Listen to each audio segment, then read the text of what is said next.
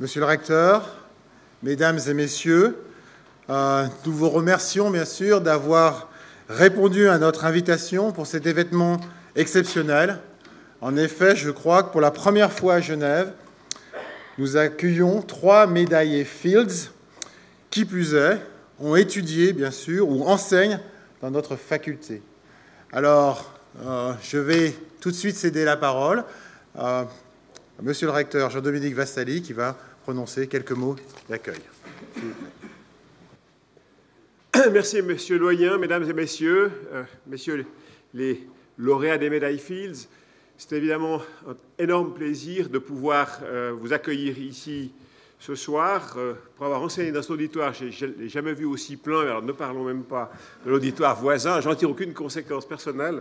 Néanmoins, non, donc je veux dire, je crois que le fait que cette conférence, et je remercie la Fac des sciences de l'organiser, représente vraiment quelque chose de très très important pour notre faculté et pour d'autres universités dans son ensemble. Et ça m'évoque plusieurs pensées. Alors je pourrais en partager un certain nombre avec vous, ce n'est pas le but de m'entendre ici ce soir. Néanmoins, il y a une préoccupation que j'ai, que j'espère nous avons tous, et nous devrons l'avoir de plus en plus dans les mois qui viennent, c'est celle qui concerne la mise en œuvre du changement de constitution concernant l'immigration de masse. Alors, on va faire un long discours à ce propos, mais nous avons ici 3 personnes qui, soit directement, soit par parents interposés, si je peux dire, sont venues à Genève, ont fait leurs études, ont vécu à Genève, mais au fond correspondent à cette immigration de masse horrible à laquelle dont notre pays veut se prémunir. Lequel aurait-il fallu choisir? L'un, l'autre, le troisième?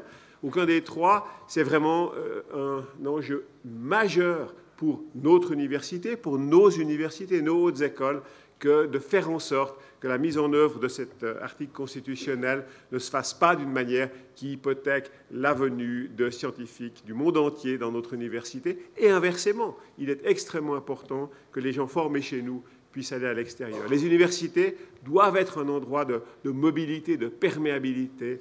Alors, en tout cas, c'est une conviction personnelle extrêmement forte. Et un des éléments de ce soir, c'est de nous rappeler cela. À part ça, nous allons apprendre aussi à quoi servent les mathématiques. Je me réjouis de le savoir, enfin.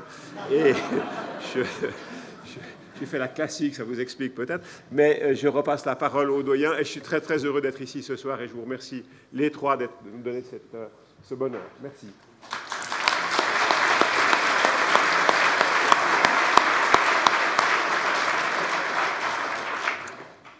Merci, professeur Vassali.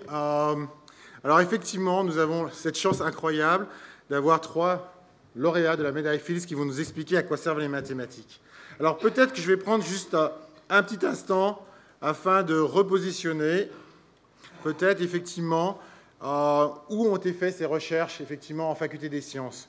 La faculté des sciences, c'est plus de 130 professeurs, 700 collaborateurs de l'enseignement et de la recherche, aidés par plus de 400 personnes du personnel administratif et technique qui nous aident vraiment tous les jours à progresser donc, dans nos connaissances.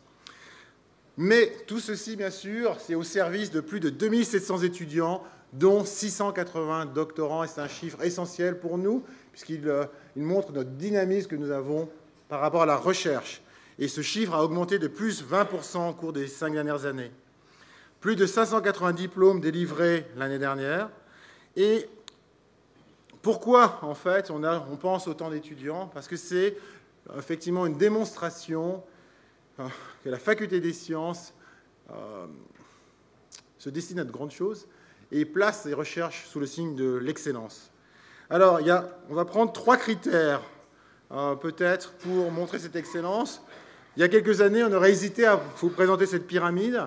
Elle montre effectivement le positionnement actuel de l'Université de Genève dans des classements. Et le classement le plus factuel, qui est souvent celui qu'on a mis en haut ici, qui est ce classement de Shanghai, montre ce classement de la 66e place. Donc ça place l'Université de Genève vraiment dans les 0,5% des meilleures universités du monde. Et pour la faculté des sciences, au 32e rang mondial.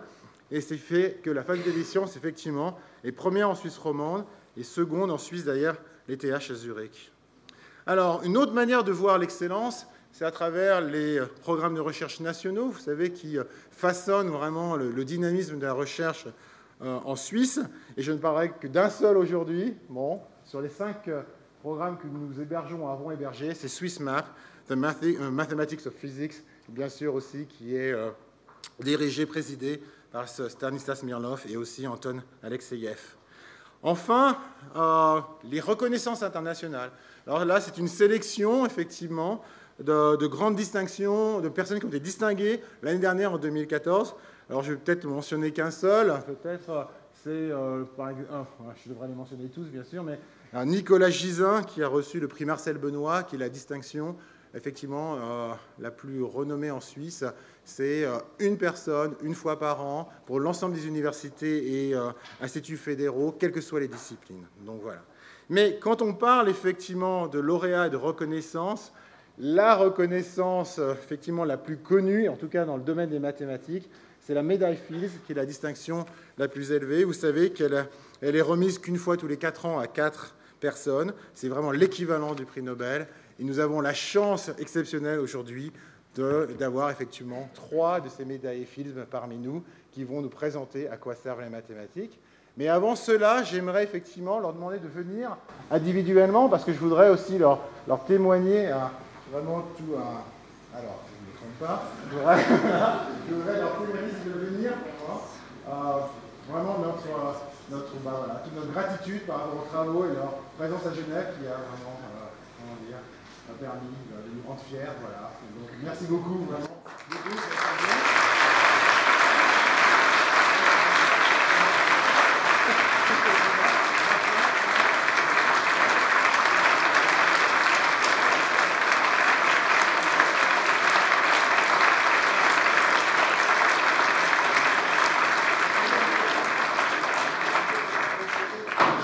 Alors, j'aimerais que vous restiez tous les 3 au moins, qu'on prenne une photo de vous 3 ensemble. C'est vraiment quelque chose.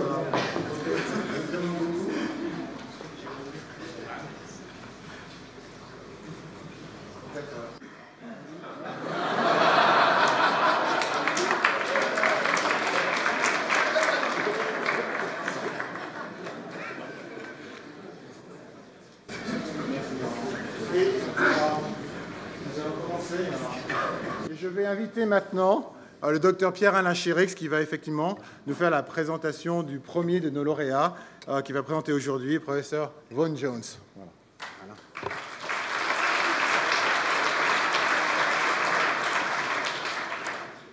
Alors bonsoir. Effectivement, on m'a demandé de présenter les conférenciers. Alors je vais le faire.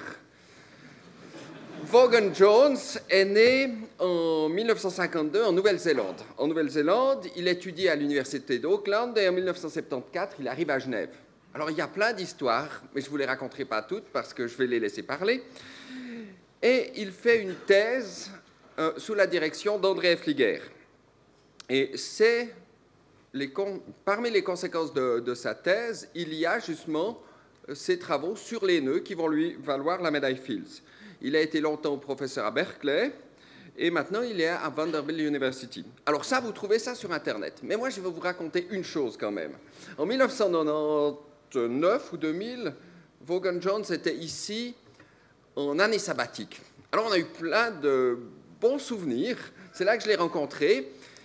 Et en plus de le voir comme quelqu'un d'extrêmement brillant, c'est quelqu'un d'extrêmement sympathique. Et ce qui me reste de lui, c'est son sourire, c'est les temps très agréables qu'on a eus à l'Institut et ailleurs. Et aussi, c'est vrai que je connais à Genève plusieurs personnes qui, quand j'ai dit « Vaughan Jones sera là », m'ont dit « Oh, je m'en souviens comme assistant. Ah, c'était quelqu'un de bien. » Alors c'est pour ça que je me réjouis de lui laisser la parole.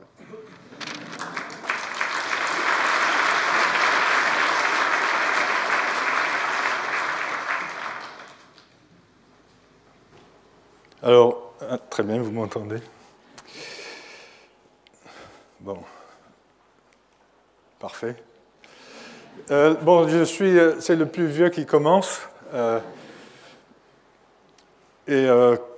Comme j'ai été assez loin de Genève pendant très longtemps, je ressens un besoin de, justifier mon appellation genevoise.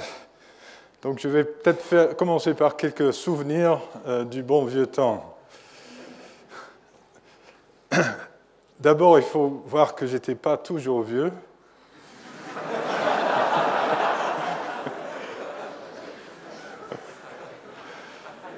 Donc j'espère que vous me reconnaissez au milieu, avec un autre ami qui est dans la salle. Donc là, c'était en 79, je crois. Et puis, ensuite, comme vous avez vu cette photo, vous reconnaissez peut-être, il y a le pointeur laser, je ne sais pas. Il y a un bouton.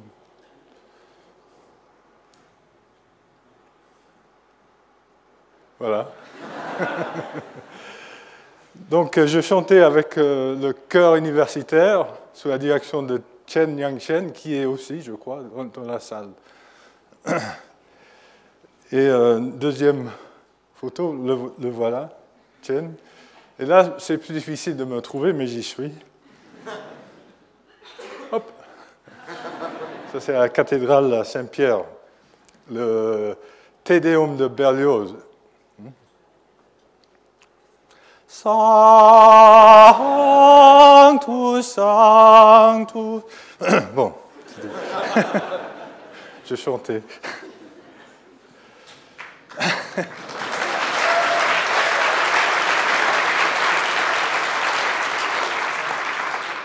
Et on s'amusait bien. J'ai pas de photo malheureusement de mon sport préféré à l'époque, qui était le rugby. J'ai joué pour l'équipe de l'Université de Genève, mais aussi pour les douaniers. Donc, c'était une équipe en France, les douaniers d'Ambilly.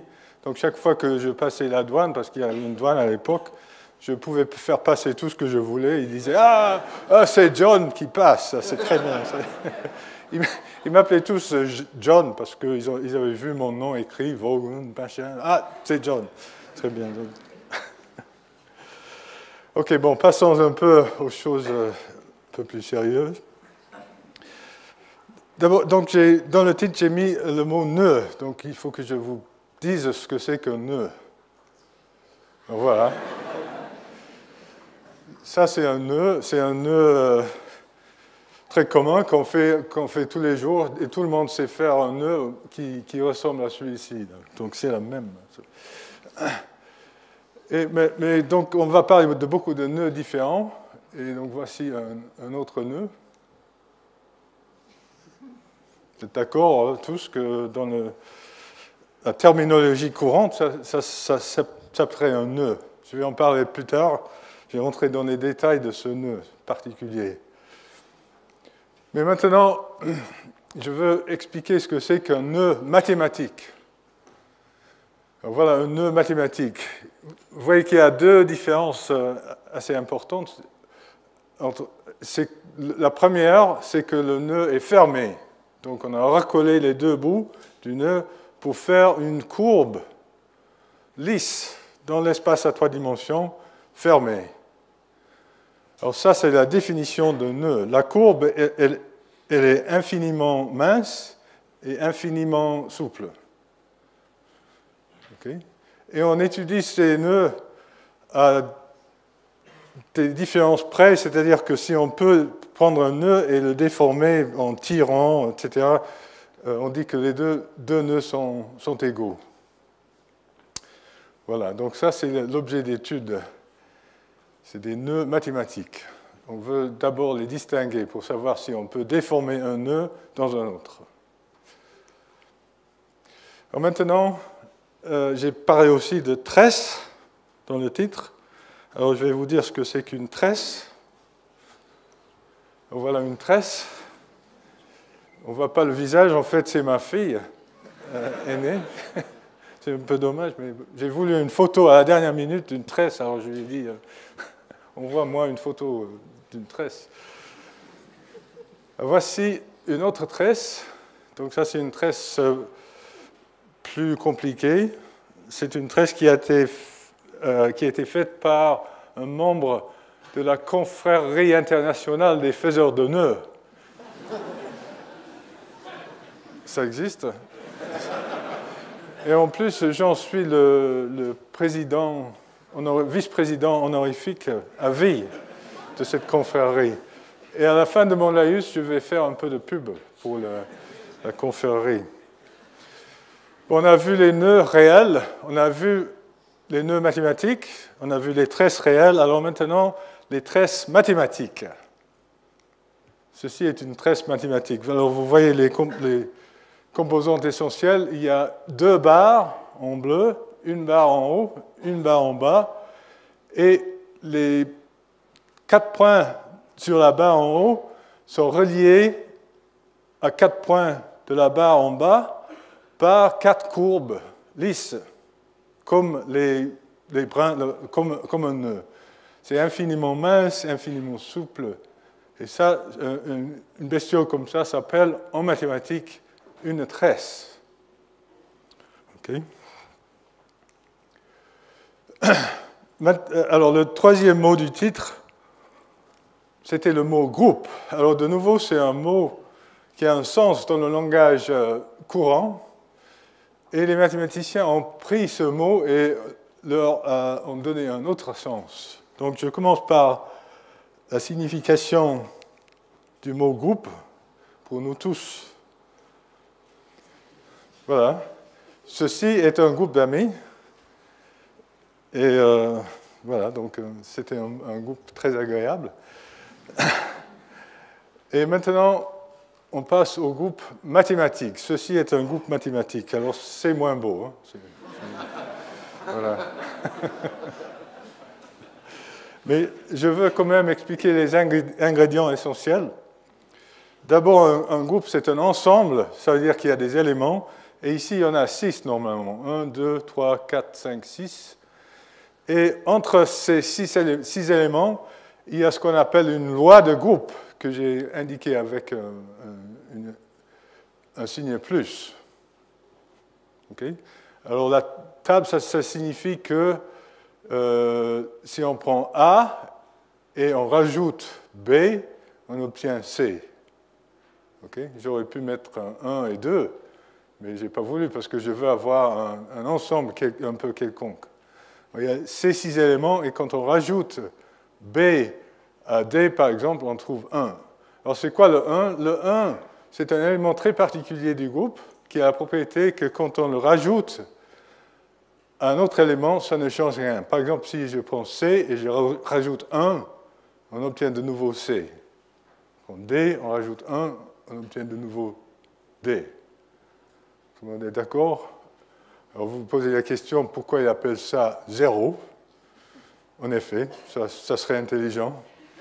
Mais je l'appelle 1. J'ai le droit.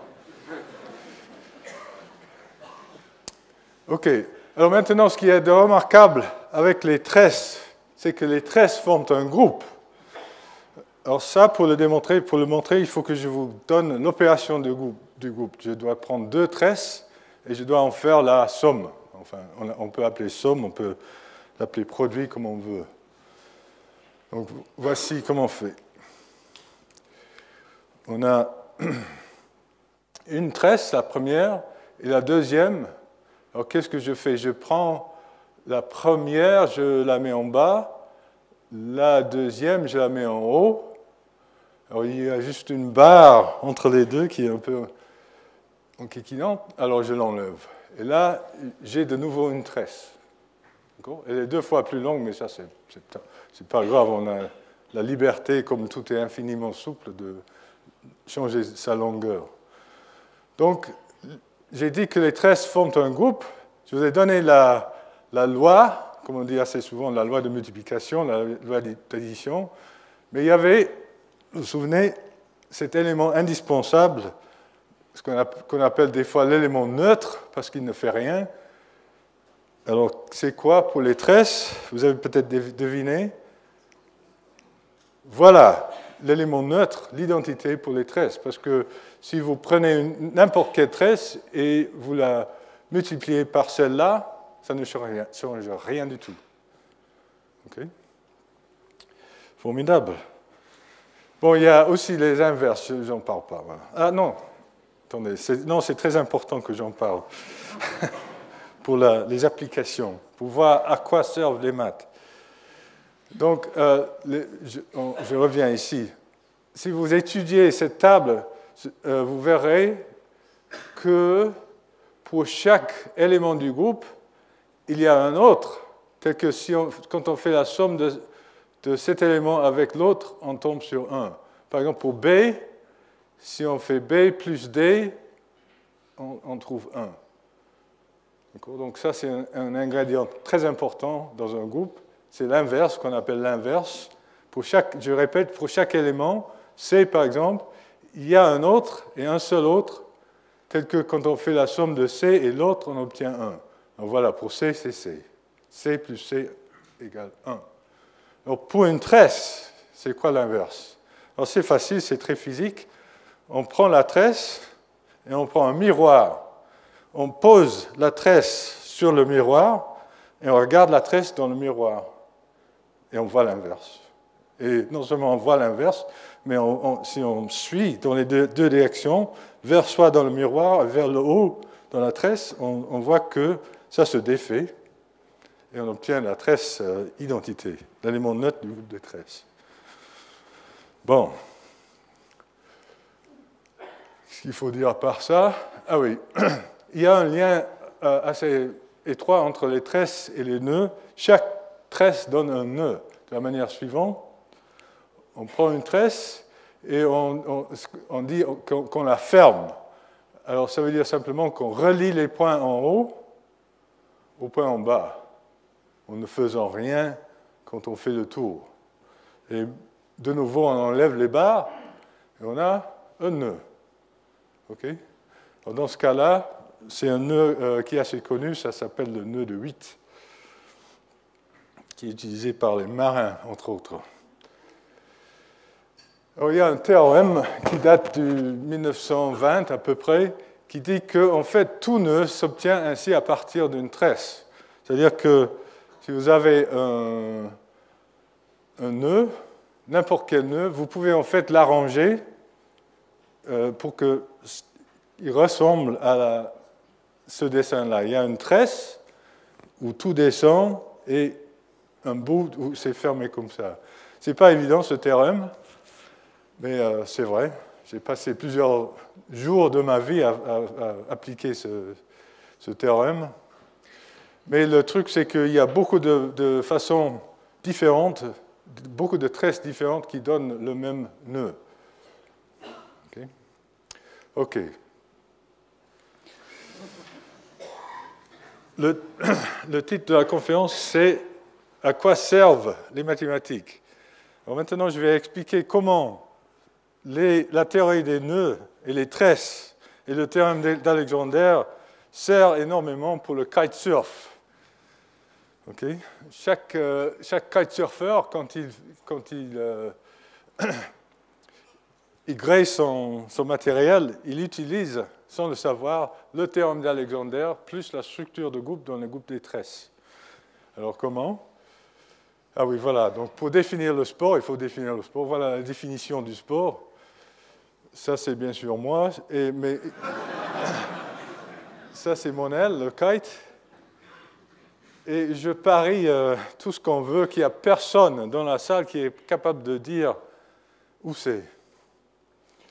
Même si la salle était pleine de Néo-Zélandais, ils ne sauraient pas, mais c'est en Nouvelle-Zélande. OK. Alors, les tresses dans tout ça. Voilà un dessin un peu schématique du système. Voilà l'aile, voilà la barre, une barre, et voilà 4 lignes. On voit tout de suite, n'est-ce pas, une tresse. Quelle est la tresse? C'est la tresse dont je viens de parler, c'est la tresse identité. C'est l'élément neutre du groupe. Okay? Les 4 points sur la barre sont reliés par ces lignes qui ne se croisent pas à 4 points sur l'aile, qui est, si on veut, la deuxième barre. Alors, pourquoi j'insiste? Il faut que cette tresse soit l'identité. Parce que quand il y a 20 nœuds, avec une aile comme ça peut tirer très très fort. Et si on a un élément qui est différent de l'identité, donc si on s'est trompé, c'est très facilement mortel. Donc à quoi servent les mathématiques? Cette fois, c'est pour rester en vie. Alors donc, je reprends le nœud dont j'ai parlé tout à l'heure, c'est le nœud du kitesurfer. On est présenté avec ce nœud quand on commence le gréement. Et de ce nœud, on doit faire la tresse identité. Alors comment on fait? On applique d'abord le théorème d'Alexander pour faire du nœud une tresse. Ensuite, on utilise la structure de groupe dans le groupe des tresses pour trouver l'inverse et rendre cette tresse triviale en appliquant l'inverse. Alors c'est comme ça. Je suis peut-être le seul kitesurfer au monde qui le sait, mais on fait ça. Et voilà. Là, j'ai pris le grand nœud, il est derrière, et je suis en train, c'est déjà sous forme de tresse, et je suis en train d'appliquer l'inverse dans le groupe des tresses pour obtenir le nœud, la tresse identité, pour pouvoir rester surtout en vie. Et puis on s'amuse. Okay. Ça, c'est sur Maui, c'est au mois de juillet. OK. Alors, il y en a parmi vous sans doute qui pensaient, qui me reprochaient que je ne prends pas ça au sérieux, que ça manque de sérieux. Mais je suis sûr qu'il y a aussi parmi vous qui en sont contents. Donc, mais il faut quand même que je dise quelques mots des applications, si on veut, plus sérieuses des mathématiques, à quoi servent les mathématiques. Et je vais parler très rapidement parce que j'ai plus beaucoup de temps. J'ai 3 minutes, d'une application potentielle, je dis potentielle, aux ordinateurs quantiques. Donc les ordinateurs quantiques sont quelque chose qui ont été prévus, si on veut, par Feynman. C'est ce fameux Feynman qui n'a pas eu, n'est-ce pas, la médaille Fields. Hein. Il a eu cet autre prix, là. Je sais comment... Donc, et je dis bien, c'est une application potentielle parce que les ordinateurs quantiques n'existent pas de nos jours, mais peut-être un jour. Et l'idée, c'est que, bon, je vais un peu décrire une des approches à la construction d'un ordinateur quantique. Pour relier avec ce que je dis, il faut voir d'une manière différente les tresses, comme les mouvements des points dans le plan. Donc, on prend 3 points dans le plan, et puis on les fait bouger. Donc ce qu'on va faire, c'est qu'on va tourner ces 2 points-là autour du point central pour faire un mouvement. Donc celui du milieu, il reste, il ne bouge pas, et les 2 autres font le tour autour. Alors maintenant, ça n'a pas l'air d'être une tresse, mais on va en faire une tresse quand on rajoute le temps. On rajoute le temps. Donc on met l'axe du temps, et on suit le mouvement des 3 points avec le temps. Alors, par exemple, ce point-là, ces 2 points-là, ils bougent. Et ça, c'est le temps. Ça, c'est 0 secondes, 1 seconde, 2 secondes, 3 secondes. À 3 secondes, ces 2 points sont comme ça. Alors, on suit aussi le 3e, et on fait un mouvement. Et si vous voyez bien, là, on a fait le tour. Les 2 points extrémaux font le tour 180 degrés.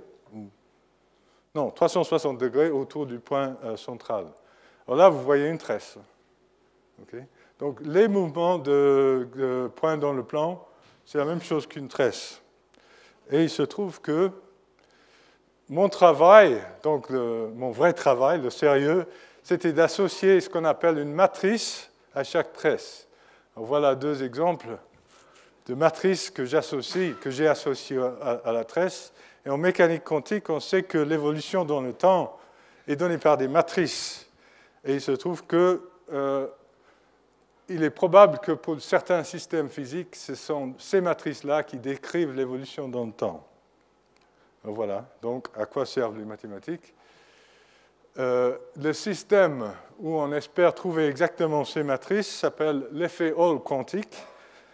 Et c'est un système, c'est un fluide quantique bidimensionnel. Et voici un dessin schématique de ça. Donc, il y a un champ magnétique, il y a un courant, il y a un potentiel, comme dans un bouquin élémentaire de physique, je n'en dis pas plus.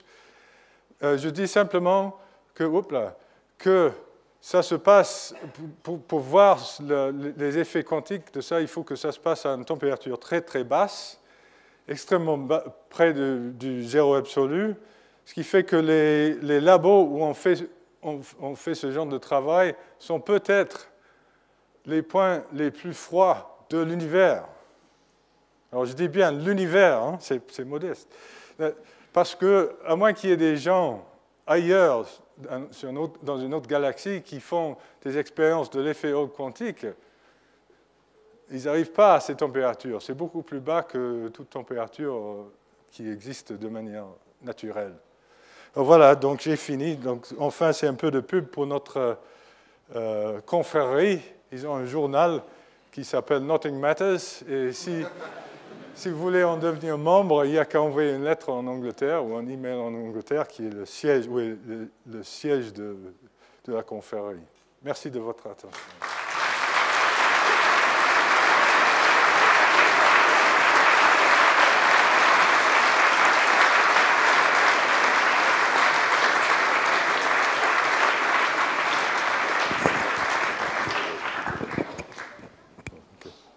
Merci, Vaughan. Alors, je vais présenter Stanislas Smirnov. Donc, effectivement, Stanislas Smirnov est né en 1970. À l'époque, c'était Leningrad, maintenant c'est Saint-Pétersbourg. Je ne sais pas comment on doit dire. Comme je veux, alors c'est bien. Alors, et très tôt, il est détecté comme quelqu'un de brillant en mathématiques. Il va suivre des cours dans une école spécifique en maths et en physique. Et très jeune, il va gagner des prix aux Olympiades mathématiques. Alors, vous savez que ça existe encore. Alors, envoyez vos élèves, si vous êtes prof, pour faire ça. Vous voyez, on gagne des prix aux Olympiades mathématiques. Après, on obtient des médailles Fields. Mais il a gagné 2 fois quand même très bien. Et ensuite, donc, il fait ses études tout d'abord à Saint-Pétersbourg, puis il continue à Caltech, où il obtient un doctorat sous la direction du professeur Nikolai Makarov, si je crois ne pas me tromper. Ensuite, il obtient un poste à Stockholm, et en 2003, nous avons la chance de voir arriver Stanislas Smirnov à Genève. En fait, je ne sais pas pourquoi il est venu à Genève, j'ai peut-être une idée. C'est que j'ai rencontré sa femme avant de rencontrer Stanislas, puisqu'elle est venue étudier ici à Genève. Et peut-être que le fait qu'elle s'y soit plus, c'est possible, ait impliqué qu'ils aient eu envie de venir. Peut-être.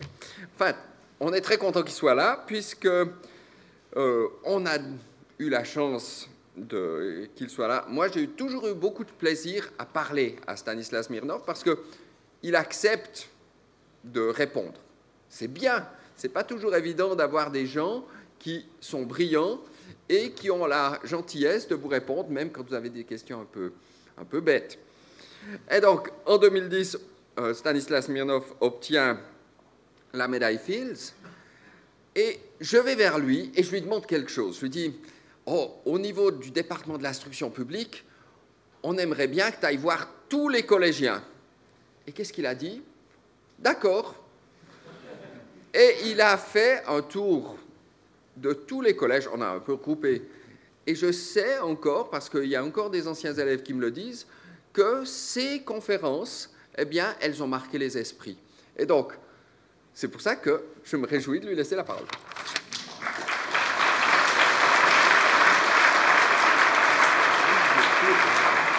Bon, monsieur le recteur, mesdames, messieurs, chers collègues, c'est un grand plaisir de parler ici. J'ai choisi comme sujet l'ordre et l'irrégularité parce qu'on m'a demandé de parler de quoi sur les mathématiques. Si je pense, je peux spécifier vraiment 3 raisons pourquoi il faut avoir des sections de mathématiques dans les universités. Et la première raison, c'est que vraiment il y a beaucoup d'applications pratiques. Même parfois, on ne comprend pas, mais disons, même dans votre Natel, dans votre iPhone, je parle même. Donc, il faut recommencer. Bon, même dans votre iPhone, il y a beaucoup plus de mathématiques que Steve Jobs jamais savait. Parce que ce qui est vraiment intéressant, c'est qu'on utilise vraiment recherche de points. On utilise de l'algorithme qui a été introduit il y a 3-4 années. Et parfois, c'est quelque chose introduit pour les autres raisons.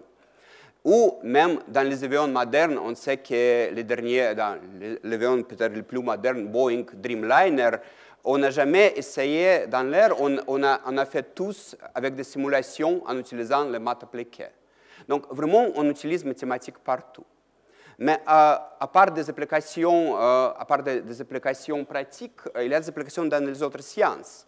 Et on a une histoire de 2000 années des applications en physique. Vraiment, il y a cette relation spéciale entre les mathématiciens et les physiciens. Mais depuis 100 années, on a beaucoup d'applications en économie. Et les dernières 20 années, beaucoup plus d'applications en biologie. Et je crois que ça va venir avec des chimies et des autres sciences. Donc, c'est le deuxième point. Et le troisième point, peut-être le point le plus important pour nous, mathématiciens, que les mathématiques sont intéressantes en soi. Donc, il y a beaucoup de choses intéressantes en mathématiques, beaucoup de structures intéressantes. C'est une partie de notre culture. Et ce qu'on fait comme les mathématiciens, bon, on essaie de trouver d'ordre dans les choses compliquées, dans les choses plutôt parfois très chaotiques. Et j'ai choisi comme sujet de parler de fractales. Bon, pour 3 raisons, encore 3 raisons. Et la première raison, c'est un lien entre l'ordre et le chaos. Donc, il y a des trucs chaotiques, mais quand même, il y a beaucoup de choses ordonnées dedans. La deuxième chose, bon, je ne sais pas pourquoi, je ne peux pas dire que moi, j'étudie le fractal, mais juste par hasard, dans la plupart des sujets que j'ai étudiés dans ma vie, j'ai vu des fractales et parfois, je n'ai pas espéré de les voir, mais quand même, sans invitation, je les ai vus. Et de plus, c'est un sujet bien genevois. Donc, le mot fractal était introduit par Benoît Mandelbrot, un des mathématiciens les plus fameux et une des figures très publiques parmi les mathématiciens. Et il a fait son premier postdoc ici à Genève avec Piaget et de Rham. Donc, il s'intéressait à l'époque également en psychologie, pas seulement en maths. Et de Rham, bon, tout le monde savait qui c'est Piaget. Et de Rham, c'est un des premiers mathématiciens suisses. Et à l'époque, de Rham s'intéressait à un fractal. Je vais vous recadrer un peu plus tard. C'est quelque chose qu'on appelle flocon de von Koch.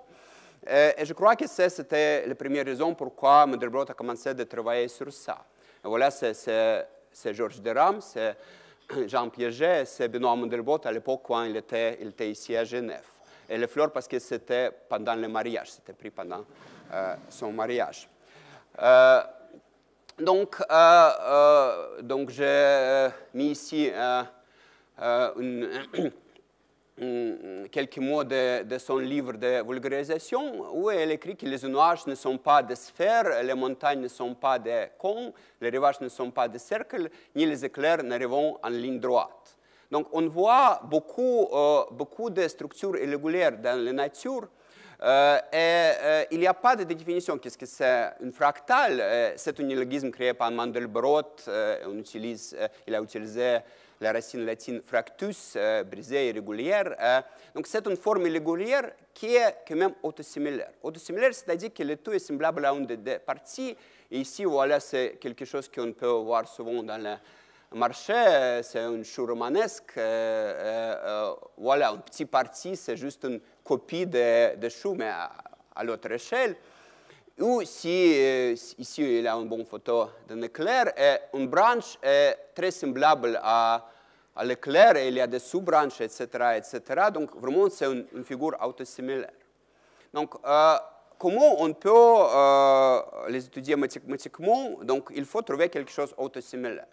Bon, un intervalle, c'est la figure la plus simple qui est autosimilaire. On peut prendre un petit morceau et c'est un intervalle. Mais ce n'est pas une fractale parce que c'est régulier, ce n'est pas irrégulier. Donc, si je veux une courbe autosimilaire, il y a un exemple qui est introduit par un mathématicien suédois, Helge von Koch, il y a 110 années, qu'on appelle le flocon de Koch ou le flocon de neige de von Koch, parce qu'on peut le dessiner comme ça. Et on l'obtient en itérant la construction comme ça. Donc, on prend un intervalle ou 3 intervalles, et après, chaque intervalle, on coupe en 3 parties de même longueur, en 3 tiers, et on efface les parties à milieu, et il faut mettre 2 parties en place. Donc, chaque fois, la longueur change par un facteur de 4 tiers. Donc, à la fin, on arrive à quelque chose de longueur infinie, parce que chaque fois, on arrive à multiplier par 4 tiers, donc la longueur à la fin est infinie. Et ça, c'est une fractale. Voilà, il y a deux animations. C'est une animation qui montre l'autosimilarité, et l'autre, c'est la construction de cette flocon de neige. Mais on peut poser la question, comment on peut étudier des choses comme ça? Bon, la longueur est infinie, est-ce que ça sert à quelque chose? Bon, on peut définir une dimension fractale. Et qu'est-ce que c'est une dimension? Donc, on sait très bien que la dimension de notre espace, c'est 3. Il y a 3 coordonnées, x, y et z d'habitude. La leçon de maths, la dimension de cette table de surface, c'est 2. La dimension d'une ligne, c'est 1. Comment on peut arriver à des dimensions fractales? Bon, il y a, donc ce que j'ai dit, c'est ce qu'on dit en mathématiques, c'est la définition topologique, qu'il y a 3 coordonnées, donc la dimension est 3. Mais il y a une définition métrique. On peut essayer de mesurer un objet quelconque. Et ce qu'on fait, on prend une grille de taille L sur L, qu'on superpose sur cet objet. Après, on compte les petits carrés qu'on utilise. Donc, par exemple, si je prends une grille de taille L, ici, elle est égale à 9, et je superpose sur un carré, donc j'obtiens 9 fois 9, 81 petits carrés. Mais si je superpose sur un intervalle, j'obtiens 9 carrés. Donc, voilà la définition de dimension. Dimension d'une courbe lisse, c'est 1 parce que pour mesurer la courbe, il faut prendre L à la puissance 1 carré, donc 9 à la puissance 1. Pour un carré, la dimension de tel carré est 2, on prend 9 à la puissance 2. Si je veux mesurer un cube, donc il faut le couper en 9 à la puissance 3, donc ça fait 343 ou quelque chose comme ça, à peu près, petit cube. Donc, qu'est-ce que c'est la dimension de flocon de von Koch? Bon, c'est assez difficile de compter les carrés, mais il y a une façon sage de le faire, parce qu'il y a cette construction avec des itérations qui peut suggérer une façon de couper en petits carrés. Donc, la première étape nous donne une façon de couper en une partie. La deuxième étape coupe en 4 parties, mais de taille entière. Et la troisième étape, en 16 parties, de taille 1 sur 9, etc., etc., etc. Donc, à l'étape K, on a 4 à la puissance K parties, mais L est égale à 3 à la puissance K. Donc, qu'est-ce que c'est la dimension? Dimension, c'est telle puissance que 3 à la puissance K à puissance D nous donne 4 à la puissance K. Donc, c'est tel nombre D que 3 à la puissance D est égal à 4. Donc, si vous vous souvenez, le logarithme, c'est logarithme 4 sur logarithme 3. Donc, ça, c'est un nombre quelconque rationnel, mais c'est un nombre fractionnel. Donc, voilà, nous avons trouvé une courbe qui a une dimension fractale. Il y a des autres caractéristiques, mais c'est peut-être la première caractéristique, la caractéristique la plus importante, qu'on ne voit pas avec des objets lisses. Donc, si j'ai une courbe lisse, c'est toujours dimension 1. Si j'ai une surface, c'est dimension 2. Mais voilà, on peut avoir des trucs fractionnels. Maintenant, on peut demander, est-ce que c'est juste une curiosité ou c'est un phénomène qu'on peut voir dans la nature? On a déjà vu les choux romanesques, mais au dehors des marchés, est-ce qu'on peut les voir? Bon, il y a beaucoup de fractales dans la nature, mais la plupart des fractales ne sont pas ordonnés. C'est des trucs aléatoires ou stochastiques. Donc ici, j'ai deux animations faites par les collègues physiciennes à l'Université de Boston et l'École polytechnique à Paris. Donc, c'est une modélisation d'érosion. Donc, on arrive à des trucs vraiment irréguliers. Donc, c'est les frontières d'érosion. Et ici, c'est une création de cristaux et on arrive à des trucs très irréguliers. Donc, si on voit des choses comme ça, si votre collègue physicien vous approche avec cette modélisation, ce qu'il faut faire pour les mathématiciens pour les étudier. Donc, d'abord, on commence en créant un modèle mathématique.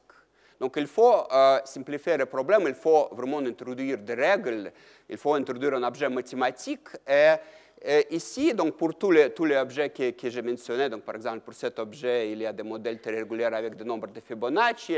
Ici, il y a un modèle qu'on appelle agrégation limitée diffusion, mais on ne sait pas encore résoudre.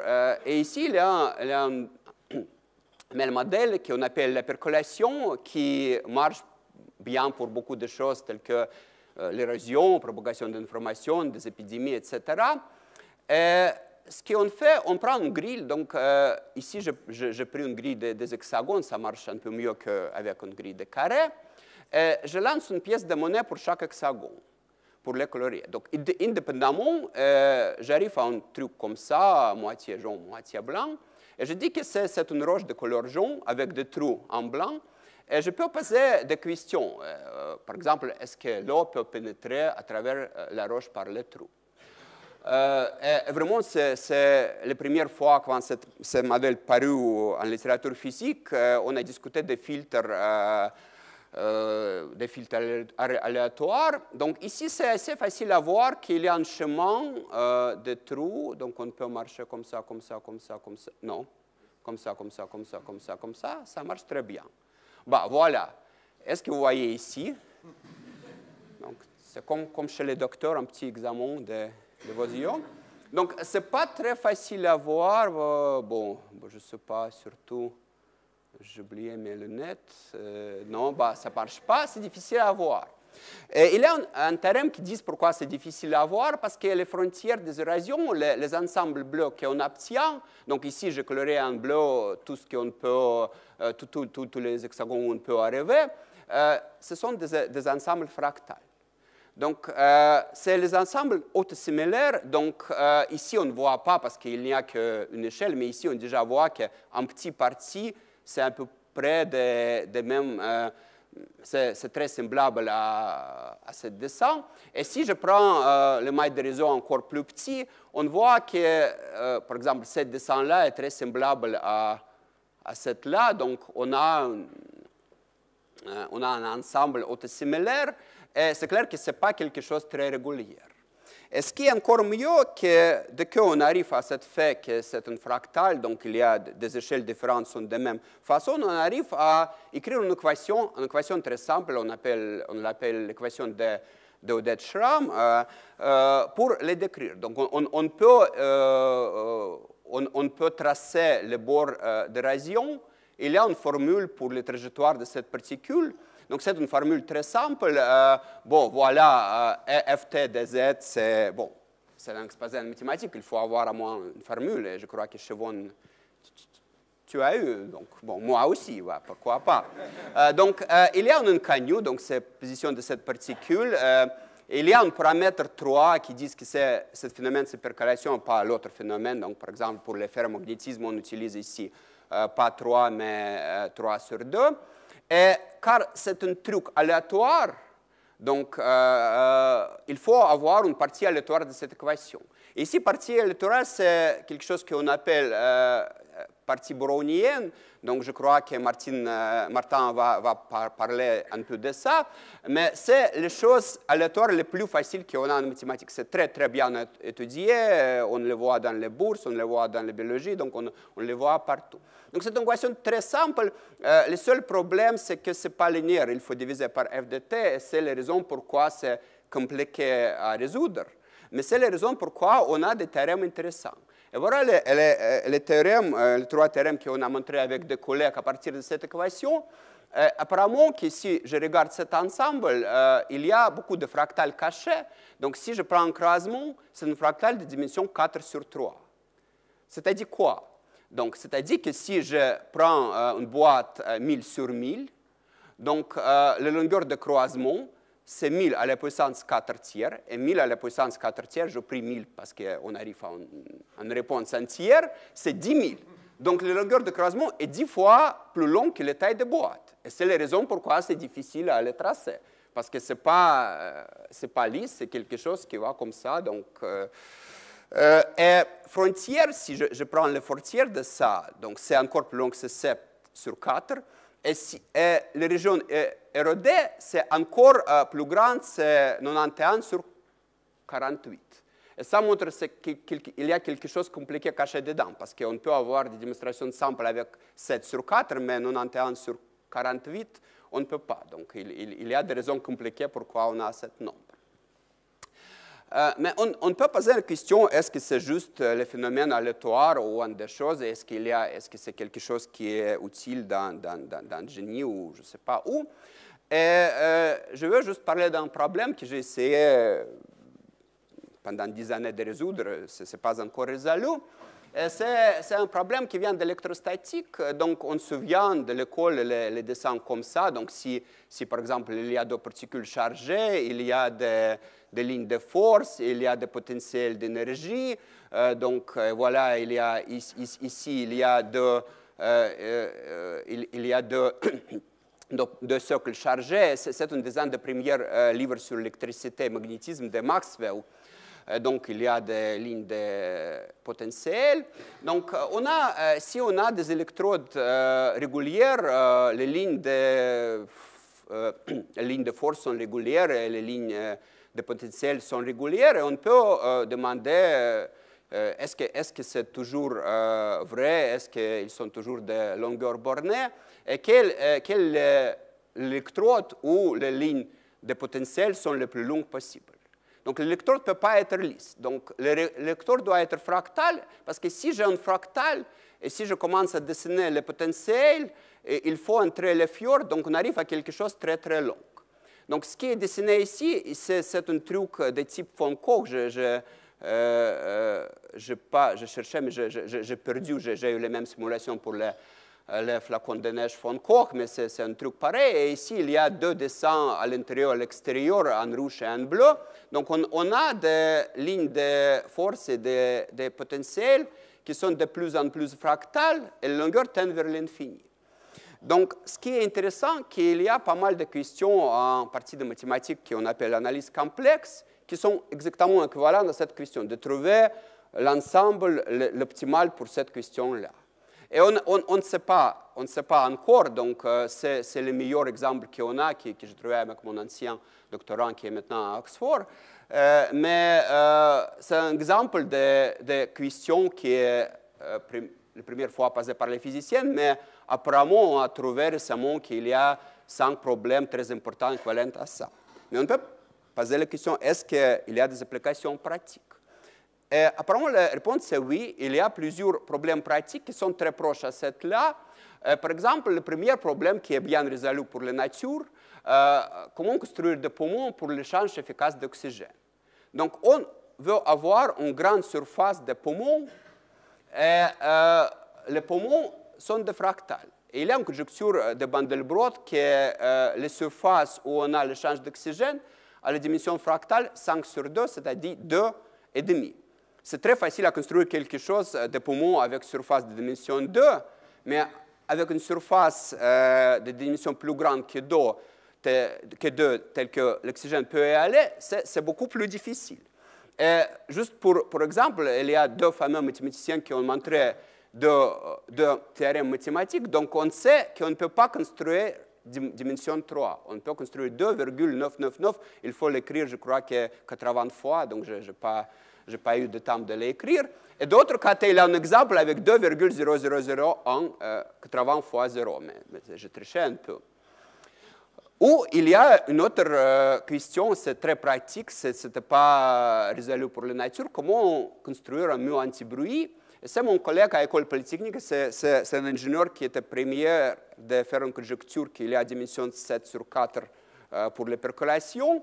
Donc, il a expérimenté beaucoup avec le fractal. Donc, voilà, il a patenté un mur fractal qui est utilisé en France, qui marche beaucoup mieux que le mur anti-bruit normal.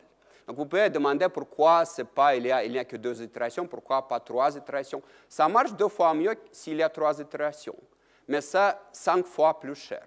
Donc, chaque fois, le prix change par facteur de 5 et la qualité change par facteur de 2. Donc, il faut s'arrêter quelque part. Et c'est également la raison pourquoi on n'utilise pas partout, parce que c'est plus cher que les murs normaux, mais ça marche mieux. Bon, voilà, et je crois que c'est 19 minutes et moitié d'une minute. À quoi servent les mathématiques? Bon, d'abord, le premier message que je veux répéter, que les mathématiques sont belles et bien vivantes.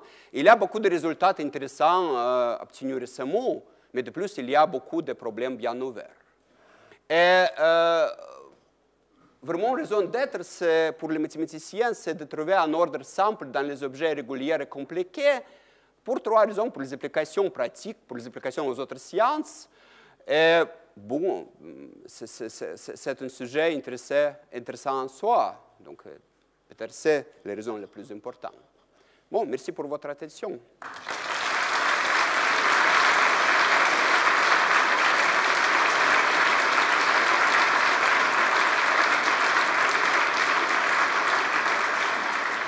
Alors, je dois aussi présenter le troisième, bien que ça me paraît très incongru de présenter Martin Herrère. Il est plus genevois que moi. Et ouais, il est né ici. Il est né le 14 novembre 1975, si je ne me trompe pas. Il a fait ses études à Genève. Il a fait sa maturité au collège Claparède. Il a fait un diplôme en mathématiques et un diplôme en physique ici en faculté des sciences. Et quand il était en train de faire sa thèse, je suis arrivé. Donc c'est plutôt lui qui devrait me présenter, mais c'est dommage. Et donc, effectivement, il a fait sa thèse ici. Et quand je l'ai rencontré, ben, c'était quelqu'un aussi qui était très sympa. Je vous dis, les mathématiciens sont sympas en général. N'hésitez pas à venir en mathématiques rien que pour avoir une ambiance. On dit qu'ils sont bizarres, mais non, pas du tout. Et donc, ben Martin Herrère ne manque pas à la règle, c'est quelqu'un d'extrêmement sympathique et chaque fois que j'ai discuté, j'ai eu du plaisir. Et le fait que beaucoup de personnes, je pense, dans la salle le connaissent et sont venues pour le voir aussi, montre que qu'il n'est pas totalement faux. Et Martin, en plus, chaque fois que je lui posais les questions, il avait une capacité à m'expliquer précisément des complexes compliqués. Je lui ai fait quelques fois et je me souviens de 2 ou 3 explications qui m'ont bien aidé. Donc, puisqu'il nous aide à comprendre des choses compliquées, je vais lui laisser la parole.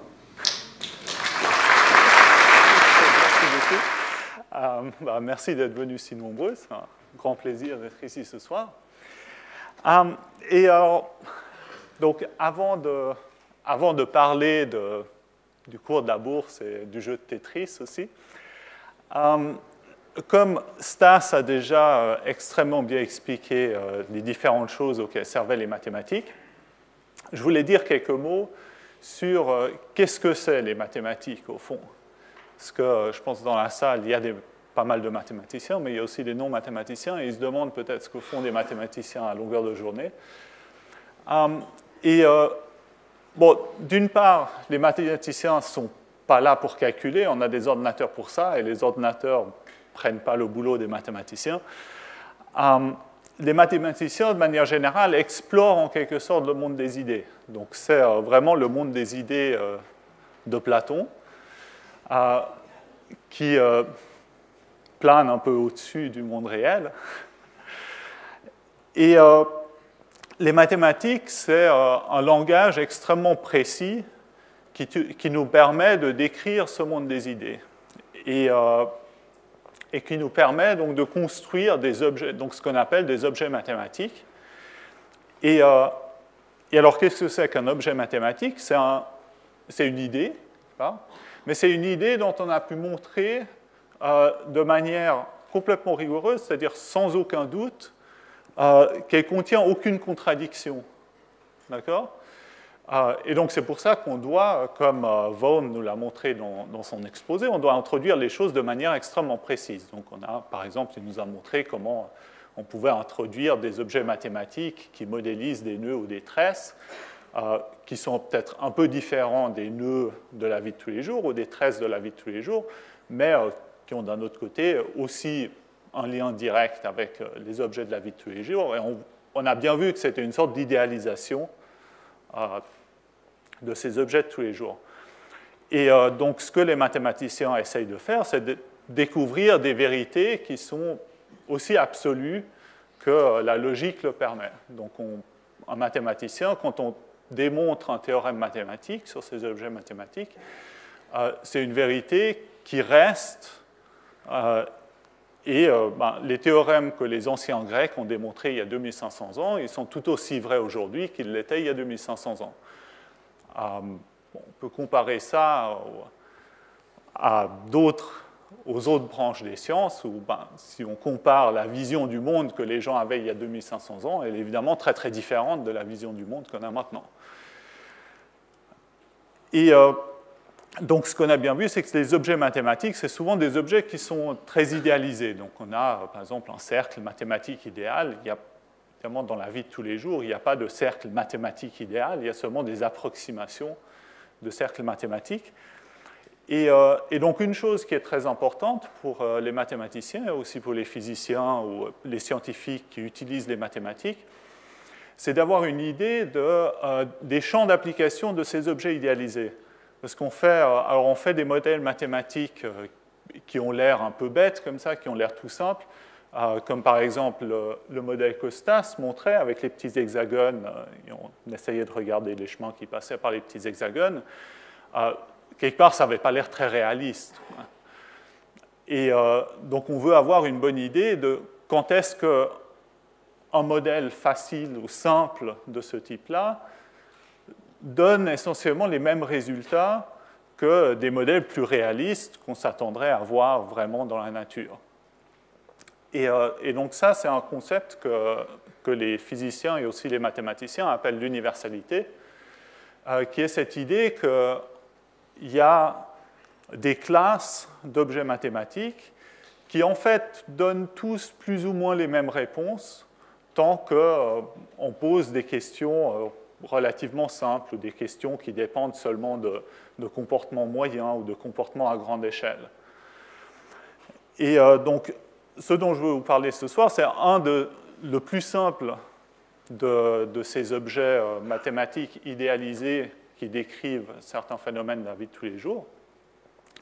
Et c'est ce qu'on appelle le mouvement brownien, que ça a déjà introduit. Donc, ça a été... Alors, l'histoire commence à la fin du XVIIIe siècle, quand Jan Hygenus... Alors, je m'excuse pour s'il y a des Hollandais dans l'audience. Donc, Jan Hygenus a observé des particules de charbon qui flottaient dans une solution d'alcool. Et quelques années plus tard, en fait, presque 50 ans après, Robert Brown, lui, a observé des particules. En fait, ce n'était pas du pollen, c'était des particules plus petites que le pollen qui étaient à l'intérieur du pollen, suspendues dans l'eau. Et ce que ces deux scientifiques ont vu, c'était quelque chose comme ça. Donc, ils ont vu ces particules qui bougeaient, et qui bougeaient un peu dans tous les sens, même si l'eau était complètement au repos. Donc, ils avaient attendu pendant des heures pour être sûrs que l'eau elle-même ne bougeait pas. Et ils voyaient ces particules bouger. Donc, au début, en fait, Robert Brown, il avait d'abord l'hypothèse qu'en fait, ces particules, c'était des petits animaux qui se déplaçaient. Mais il s'est rendu compte assez vite qu'en fait, non, c'était des particules inertes. Et donc, il y avait une question pendant assez longtemps de pourquoi est-ce qu'on voyait ces mouvements et comment est-ce qu'on pouvait décrire ce genre de mouvement. Et donc, au début du XXe siècle, séparément, en fait, Einstein et Smoluchowski ont proposé des théories de ce mouvement brownien. Donc, leur théorie était basée en fait sur des travaux déjà antérieurs de Lord Rayleigh. Et ces théories avaient deux composantes. Donc, il y avait une composante, c'était la raison physique. Donc, pourquoi est-ce que ces petites molécules bougeaient, ces petites particules bougeaient dans l'eau alors que l'eau était vraiment au repos. Et la raison physique, c'était que, en fait, l'eau est composée de molécules. Et donc, ces petites particules étaient bombardées de molécules de toutes les directions. Et les molécules dans l'eau, dès que l'eau est à température non nulle, en fait, la température de l'eau, c'est essentiellement la vitesse à laquelle les petites molécules bougent. Et la raison pour laquelle l'eau elle-même, on ne la voit pas bouger, c'est juste que les petites molécules, elles bougent dans tous les sens, donc en moyenne, ça ne bouge pas.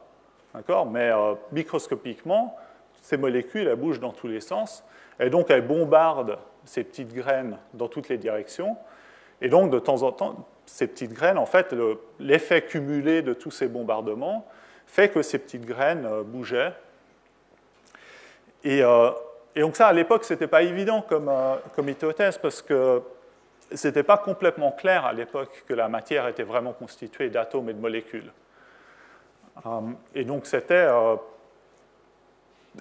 fait, cette expérience, c'était une des manières, donc s'ils avaient une bonne prédiction basée sur cette hypothèse des molécules et que l'expérience pouvait la vérifier, c'était une manière de montrer en fait que la matière était effectivement constituée d'atomes et de molécules. Et donc cette théorie de Einstein et Smoluchowski, elle avait aussi une deuxième composante mathématique. C'était qu'ils avaient, donc ils décrivaient une équation. En fait, l'équation en question avait déjà été décrite 100 ans auparavant, presque, par un mathématicien français, Joseph Fourier. Et c'est l'équation qui a, au début, Joseph Fourier, qui était aussi égyptologue d'ailleurs, avait introduit cette équation pour décrire l'évolution de la chaleur dans des corps. Donc vous imaginez par exemple un bloc de fer froid, et maintenant vous le chauffez à un endroit, et la chaleur va se propager dans ce bloc de fer, et vous voulez avoir une équation qui modélise la propagation de la chaleur, donc qui vous dit à un temps donné et un point donné quelle va être la température de ce bloc de fer. Et donc Joseph Fourier a dérivé une équation qui décrivait l'évolution de la chaleur. Et ce que Einstein et Smoluchowski ont proposé, c'est que, en fait, exactement la même équation décrivait l'évolution de la probabilité de la position d'une de ces petites particules. D'accord ? Donc vous imaginez que vous observez la particule à un moment donné, elle est ici, okay ?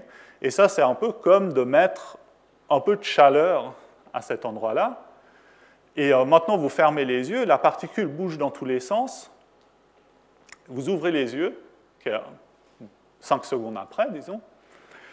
Et maintenant, la position de la particule va être aléatoire, d'accord ? Elle bougeait de manière aléatoire. Et vous voulez avoir une formule qui vous dit quelle va être la probabilité que se trouve à un endroit donné de l'espace. D'accord ? Et donc ça va être une fonction de l'espace. Là où la fonction est grande, la particule a plus de probabilité de se trouver. Là où la fonction est petite, elle a moins de probabilité de se trouver. D'accord ? Et ce que Einstein et Smoluchowski ont proposé, c'était que l'équation qui gouverne ça était exactement la même que l'équation qui gouverne l'évolution de la chaleur dans les corps. Et en fait, ils ont pu donner effectivement des prédictions quantitatives qui ont été vérifiées expérimentalement quelques années après et qui ont valu le prix Nobel à Perrin. Einstein a évidemment aussi eu le prix Nobel, mais c'était pour autre chose. Et ça, c'était réellement l'expérience conclusive qui a montré l'existence des atomes et des molécules. Et alors, ce qui est intéressant, c'est que c'est exactement ce même mouvement brownien, à peu près en même temps, a été aussi étudié par Bachelier. Donc Bachelier, c'était un Français qui a soutenu sa thèse en 1900. Donc voilà une photo de lui quand il était gosse. Donc sa thèse était intitulée « Théorie de la spéculation ». Et en fait, à l'époque, les gens ne l'ont pas trop pris au sérieux. En fait, il a eu de la peine même à trouver un job permanent. Il a eu son premier job permanent à l'âge de 57 ans. Bon, c'était aussi, il n'a pas eu de chance parce que c'était aux alentours de la Première Guerre et donc ça a tout interrompu, etc. Bref, donc lui, il était intéressé par l'évolution des prix dans la bourse. Et alors, le mécanisme qu'il décrit, c'est essentiellement le même, parce qu'il dit, voilà, alors le prix, il est influencé par beaucoup de gens qui spéculent sur les quantités qui sont ces quantités en bourse. Et donc, on a beaucoup d'effets cumulés qui influencent le prix. Et donc, le prix va bouger de manière un peu aléatoire dans tous les sens. Et mathématiquement, il a décrit ça, de nouveau, par exactement la même équation de la chaleur qu'on a déjà vue auparavant. Et alors, donc lui, pendant sa vie, il a eu très peu de reconnaissance, mais en fait, il a donc, du coup, posé les fondements de la théorie des mathématiques financières. Donc maintenant, il est considéré comme le père fondateur des mathématiques financières. Et en particulier, Black et Scholes, dans les années 70, ils ont eu en 1997 le prix d'économie essentiellement pour une formule basée sur ce modèle pour le prix des cours de la bourse. Bon, en fait, le vrai modèle pour les prix des cours de la bourse qu'ils ont utilisé, c'était plutôt que c'était l'exponentielle d'un mouvement brownien. Et il y a une bonne raison pour ça, mais je ne vais pas l'expliquer maintenant. Alors, bref, donc vous voyez, on a cet objet, ce mouvement brownien, qui apparaît dans deux contextes complètement différents, le mécanisme de l'évolution des prix de la bourse et les petites particules qui se font bombarder de molécules de tous les sens. Et en fait, mathématiquement, ça a été... Vous voyez, donc ici, il y a une composante mathématique, mais c'est pour juste quelque chose de très précis. C'est juste essentiellement, on ferme les yeux, on rouvre les yeux à un temps donné, on veut avoir une formule pour cette distribution de probabilité, qui est l'endroit où se trouve la particule, si on veut. On aimerait avoir une description qui est plus trajectorielle. On aimerait avoir une sorte de description mathématique de la trajectoire de cette particule. Et ça, c'est quelque chose de très irrégulier, comme on a vu dans le film. Et ça, en fait, on doit attendre jusqu'à la fin des années 20, jusqu'à ce que Wiener a finalement donné une description mathématique vraiment complète du mouvement brownien, y compris, voilà, donc ça, c'est une trajectoire typique d'un mouvement brownien. Vous voyez, bon, les prix d'un cours de la bourse, si vous ouvrez le Financial Times, ça ressemble plus ou moins à ça. Donc, c'est un modèle pas trop mauvais. Et finalement, dans les années 50, début des années 50, Donsker a démontré que le mouvement brownien est en quelque sorte universel. Donc, il a montré un théorème qui disait qu'une très, très, très grande classe de processus, lorsqu'on les regarde à suffisamment grande échelle, ressemble au mouvement brownien. Donc, je vais vous montrer ici quand même dans l'autre sens, un film de ce à quoi ressemble un mouvement brownien. Donc, ça, c'est comme la trajectoire qu'on a vue avant. Et là, ce que je fais, c'est que je zoome à l'envers. Donc, j'agrandis de plus en plus l'image, si vous voulez. Et donc là, on voit bien ce que Stas a expliqué auparavant, c'est que c'est une de ces courbes fractales qui sont autosimilaires. C'est-à-dire que le film, en quelque sorte, ce qu'on voit ne change jamais. D'accord ? Ça change tout le temps, mais statistiquement, ça ne change jamais. Alors, donc ce mouvement brownien, c'était important parce que il a cette propriété universelle, c'est qu'il y a une très grande classe de processus qui, lorsqu'on les regarde à grande échelle, ressemblent au mouvement brownien. Et en fait, il y a plus, ce n'est pas la seule, ce qu'on appelle classe d'universalité. C'est-à-dire qu'il y a des processus qui ne sont pas décrits par le mouvement brownien. Et donc, je veux juste passer 5 minutes vers la fin pour essayer d'expliquer une de ces classes de processus. Et ce sont des processus, donc un exemple, ce serait les processus de croissance d'interface. Donc, un exemple auquel on peut penser, c'est une feuille de papier qui brûle. D'accord ? Vous prenez une feuille de papier, vous l'allumez au bout, et vous regardez l'évolution du front de flamme. Donc, au début, c'est plat. Le front va avancer. Il y a des bouts du papier qui vont brûler un petit peu plus vite que d'autres. Donc le front de flamme va se mettre à onduler. Et au bout d'un moment, on va de nouveau voir une sorte de courbe aléatoire. Et en fait, la courbe aléatoire qu'on va voir, elle va ressembler beaucoup à un de ces mouvements browniens. Mais cette fois-ci, elle va en plus évoluer au cours du temps. Donc on a quelque chose qui évolue dans l'espace et dans le temps. Et de nouveau, c'est une situation où il y a beaucoup de modèles mathématiques simples qu'on peut décrire qui ont des propriétés très similaires. Donc là, je vous montre des simulations de 3 modèles différents, donc les descriptions microscopiques de ces modèles sont très différentes. Mais lorsqu'on regarde à quoi ils ressemblent à grande échelle, ils ont tous l'air de faire à peu près la même chose. Donc un exemple de modèle de ce type, c'est ce que j'appellerais le processus de Tetris. Donc voilà le processus de Tetris. Donc c'est un jeu de Tetris où on ne joue pas. Donc, c'est un jeu de Tetris où les briques simplement tombent et, voilà, et se comportent de la même manière que les briques dans le jeu de Tetris. Sauf que le jeu est beaucoup plus large.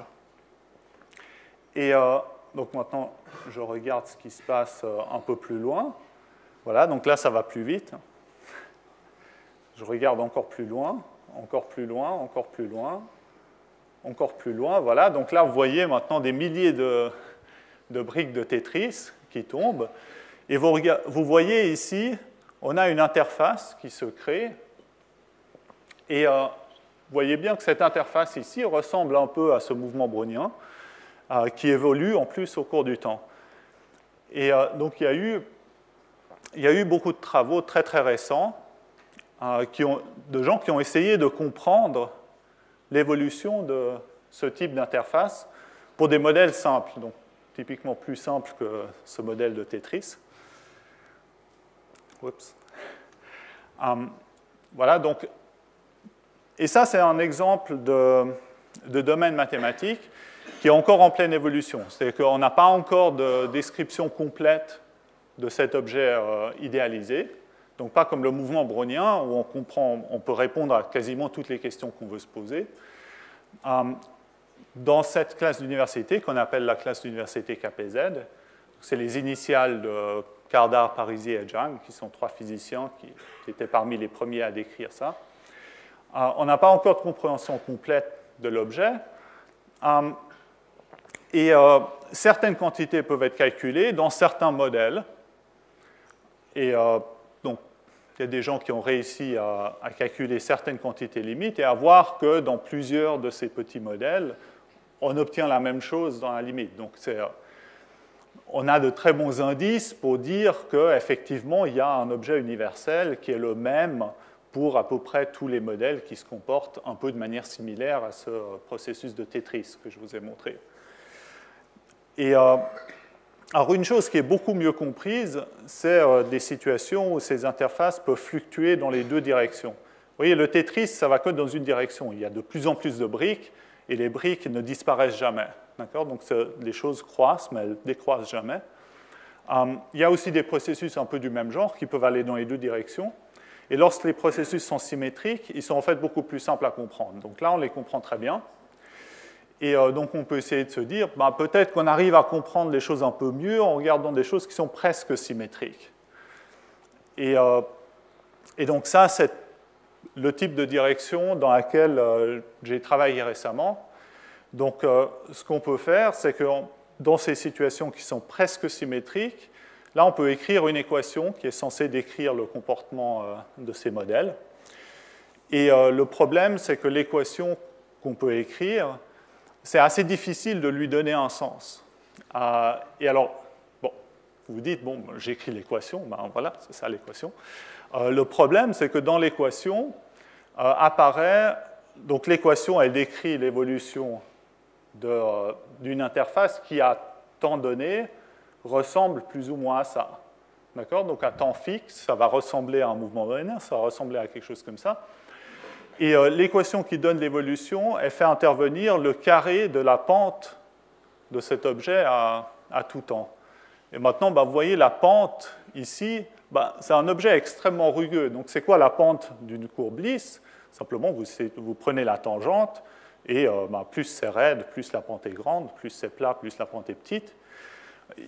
Ici, il n'y a pas vraiment de tangente à aucun point. C'est en fait infiniment raide partout. Et si vous prenez le carré de la pente, c'est en fait l'infini partout. Et vous obtenez une équation qui n'a absolument aucun sens, parce qu'elle dit qu'à droite, il y a simplement l'infini partout. Et voilà, donc le problème sur lequel j'ai travaillé récemment, c'était de bâtir une théorie qui donne un sens de manière systématique à ce type d'équation, et qui donne un sens qui est en particulier compatible avec l'interprétation physique. Donc, qu'on a vraiment une bonne compréhension de ce que ces équations veulent dire. Donc, je crois que j'arrive au bout de mon temps, donc je vais m'arrêter là.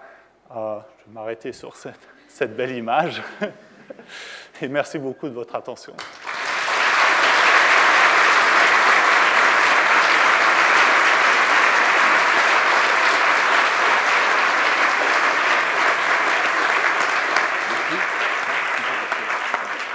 Je vais quand même demander aux trois médaillés de revenir devant parce que un moment intéressant aussi, c'est quand on peut leur poser des questions. C'est rare de pouvoir poser des questions à des gens qui sont extrêmement brillants, qui sont extrêmement gentils et qui sont là pour vous répondre. Alors, qui est-ce qui a envie de poser une question? Oui, alors, attendez le micro, merci. Merci au professeur Smirnov d'avoir choisi Genève encore. Et surtout, je voulais savoir s'il existe encore... J'avais discuté avec un astronome français en Bulgarie sur les recherches en informatique et en cosmogonie en Bulgarie. Et il m'a dit il y avait une école soviétique, il y avait une école des pays de l'Est des matheux et des mathématiciens. Alors, est-ce que c'est une différence qui existe encore maintenant? On ne peut pas parler de mathématiques suisses puisque Bernoulli est mort et à part quelques-uns. Et l'autre question, c'est est-ce qu'il y a interaction avec le CERN? Est-ce que le CERN a le temps de s'intéresser au courant de vos travaux? Est-ce qu'ils peuvent appliquer autre chose que le ski de surf, par exemple? Merci. Bon, merci pour les deux questions. Bon, d'abord, je peux dire, d'abord, il y a une chose intéressante, que le premier deux mathématiciens russes, ou même scientifiques russes, étaient les Suisses. C'était Bernoulli et Euler. Donc, Pierre Legrand a invité Bernoulli. Donc, Pierre Legrand a rencontré Leibniz et peut-être Newton. Leibniz a suggéré d'inviter Jean Bernoulli à Saint-Pétersbourg. Donc, il était premier académicien russe. Donc, les mathématiques russes a commencé avec deux Suisses. Oui, je crois que les mathématiques sont toujours vivantes en Russie. Peut-être c'est moins prononcé qu'avant, parce que maintenant, il y a plus de choses à faire que peut-être dans l'État soviétique. Mais bon, ça existe toujours. Et ici, c'est la même chose. Je crois que ça change un peu. Donc, maintenant, je pense que c'était plutôt l'âge de synthèse en mathématiques. Donc, si on pense d'il y a 20 années, on avait beaucoup de développement dans les sujets particuliers, mais maintenant, la plupart des nouveaux théorèmes que je connais, c'est la synthèse de plusieurs directions. Donc, peut-être la mode change, peut-être la direction change, mais tout est bien avec les mathématiques. Et deuxième question, c'était connexion avec les physiciens. Vous savez, donc, il y a 2000 années des histoires de connexion entre les mathématiciens et les physiciens, à partir d'ancienne Grèce. Donc, il y a un problème que les mathématiques et la physique ont devenu trop compliquées les dernières 50 années, peut-être 100 années, et très spécialisées. Et vraiment, ça pose un petit problème pour le développement. Donc, j'ai eu un argument avec mon collègue il y a quelques mois. Donc, j'ai dit que peut-être Richard Feynman ou Dirac étaient les dernières deux personnes qui comprenaient assez bien les mathématiques et la physique. Et il m'a dit que non, c'était Maxwell, qui était la dernière personne qui était à même moment mathématicienne et physicienne. Et peut-être il a eu raison. Donc, ça pose un petit problème, mais comme je dis qu'il y a stage de synthèse maintenant, et peut-être on va voir des synthèses entre les physique théorique et mathématique, ce qui est sûr que les dernières 20 années, on avait pas mal de développements en mathématiques qui étaient suggérés par les physiciens. Donc, avant, c'était plutôt dans l'autre direction qu'on a introduit des idées mathématiques en physique, mais maintenant, ça vient également dans l'autre direction. Donc, on va voir. Une autre question?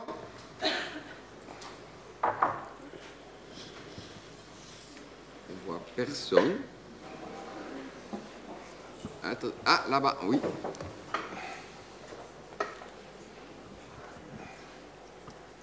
Je voudrais demander une question en anglais parce que c'est plus facile pour moi. That's for Martin Hirard. Vous pouvez répondre en français. For the Brownian movement, we have a grain which has a finite size. Now the molecules which push the grain into a random direction have a finite size too. So if we would zoom in to an infinite amount, all the way, we would see some discrete movement, I guess, because the grains, the water molecules which push the grains are not infinite small. Could you comment on that?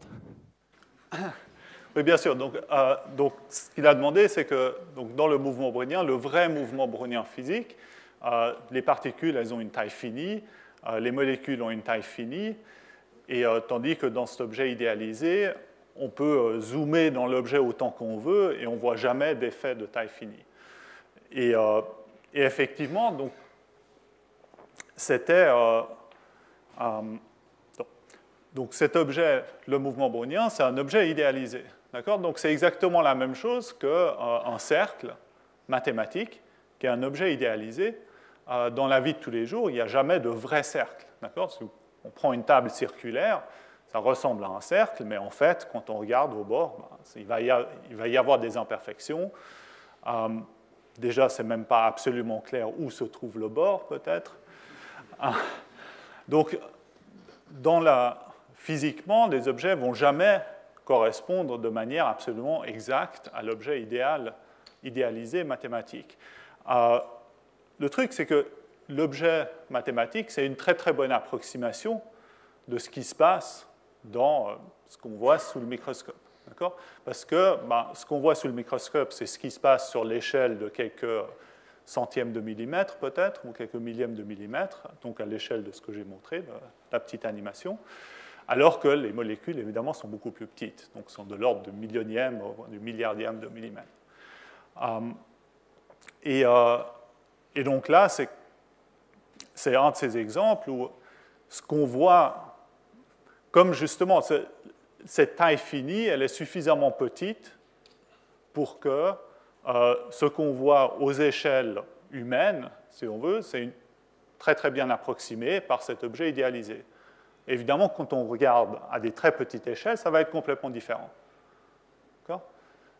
Mais c'est ça justement la beauté ici, si on veut, des mathématiques, c'est qu'on peut montrer que ce n'est pas vraiment important ce qui se passe à petite échelle, pour autant qu'on ne s'y intéresse pas. Évidemment, si on s'intéresse vraiment à comprendre ce qui se passe à très petite échelle, le mouvement brownien a essentiellement rien à dire là-dessus. Le mouvement brownien va nous décrire ce qui se passe à des échelles plus grandes. Okay. Je peux faire une petite remarque, c'est assez intéressant parce qu'on avait une discussion parmi les historiens de la science, est-ce que vraiment Brown a observé le mouvement brownien pour les mêmes raisons que vous avez dit, et quelqu'un a trouvé son microscope dans un musée en Écosse il y a 20 années, et c'était reproduit, et vraiment il a observé le mouvement brownien, donc c'est possible. Mais le modèle idéalisé marche parce que les différences de taille des graines, de pollen et des atomes est plusieurs ordres de magnitude, donc ça marche assez bien. Est-il encore une question? Bon, je suis au gymnase, donc je ne sais pas si la question est très pertinente pour les mathématiciens, mais dans le mouvement brownien, vous avez parlé, vous avez dit qu'on n'arrivait pas à avoir la pente en fait. De cette fonction, mais donc il n'y a aucun moyen de dériver cette fonction de façon à avoir une fonction qui décrit cette pente, même si elle est comme la fonction brownienne aussi, on peut zoomer à l'intérieur. Oui, alors les mathématiciens ont une astuce pour dériver des choses même si elles n'ont pas de pente. Donc c'est ce qu'on appelle des distributions. Donc il y a toute une théorie des distributions qui a été développée par Laurent Schwartz dans les années 60 et qui permet effectivement de donner un sens à ce qu'on veut dire par la dérivée de quelque chose qui n'a pas vraiment de dérivée. Le problème apparaît lorsqu'on veut, c'est qu'il n'y a pas vraiment de manière systématique de multiplier des distributions. Donc le problème, c'est pas tant de prendre la dérivée de quelque chose qui n'a pas de dérivée. Ça, les mathématiciens, ils font ça tous les jours. Ça, ils savent faire. Le problème, c'est de multiplier ensuite ces objets. D'accord ? Donc,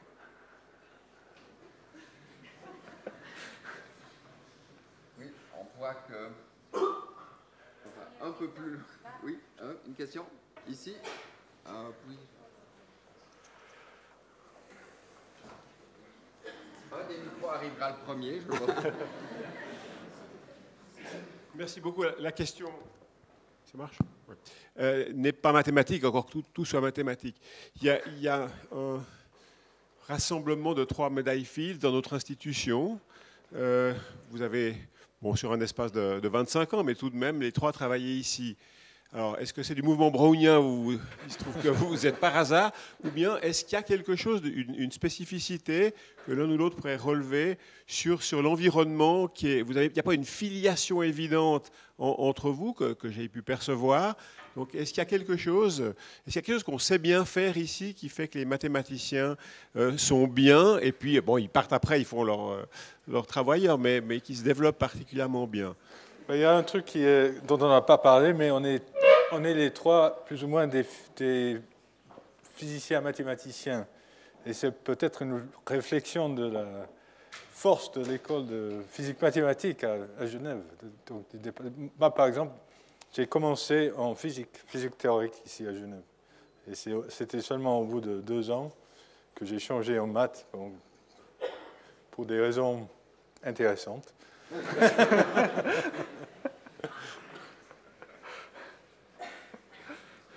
Encore une question peut-être? Une dernière?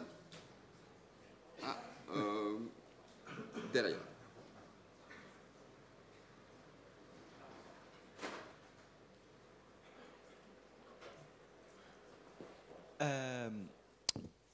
Ok.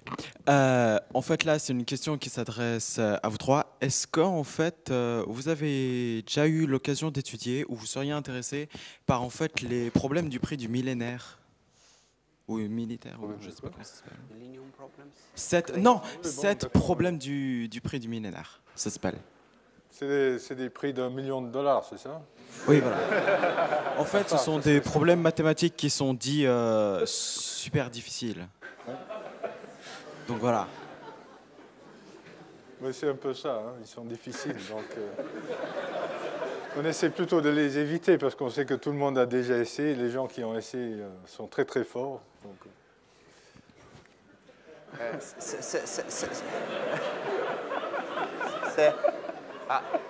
un de mes amis que j'ai mentionné dans mon exposé, qui est un des plus intelligents mathématiciens au monde, j'ai demandé une fois est-ce qu'il a essayé de montrer un de ces problèmes. Il a dit oui, j'ai essayé pendant une semaine. Je dis quoi? Mais apparemment, être intelligent n'est pas suffisant pour le montrer. Mais ce n'est pas la façon la plus facile de gagner $1 million.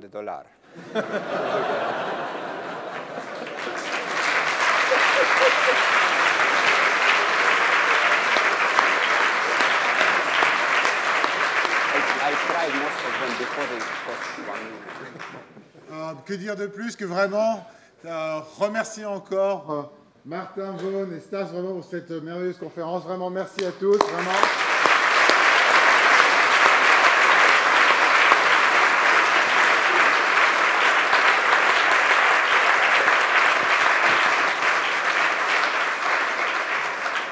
Je tiens bien sûr à remercier la section des mathématiques, vraiment, aussi le service de communication qui a permis en très très peu de temps vraiment d'organiser cette conférence. Je ne vais pas donner de nom, mais merci à eux tous.